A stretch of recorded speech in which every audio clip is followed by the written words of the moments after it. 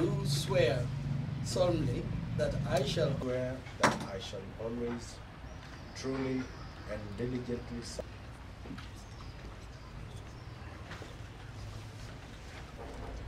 Kila waziri alikuwa amepewa majukumu, na ukiona kwamba kuna mtu ambaye labda kazi inamlemea kidogo, unampatia nafasi aenda afanye masuala mengine. So ikifika mahali unaona kuna masuala kidogo yanarudi chini kidogo, kama ile swala la mambo ya pending bills, unaona bado swala na ndugu, mambo ya mabasaries ilikuwa na challenges kidogo.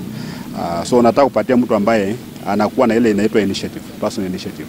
So umepewa waziri, mambo yanahusu department yako, na ukipata wananchi wanalalamika, pia unalalamika na wananchi, maana hujui kwamba the buck stops at your door. Personal accountability. Na mimi niko na hakika na niko na confidence ya kwamba wataleta msimko mpya kwenye serikali, ndio kuna kureject serikali kuhakikisha kwamba yale mambo yote ambayo niliwapromise, niliwaahidi wa Kenya wa Trans Nzoia kwamba tutawafanyia kwa miaka 5, tutaweza kuyatimiza yote. Kwa sasa tumetimiza mengi, ile imebaki ni kidogo ambayo niko na kwamba timu vile imeingia, tutasaidia nisi pamoja kuhakikisha kwamba tunayamaliza yote.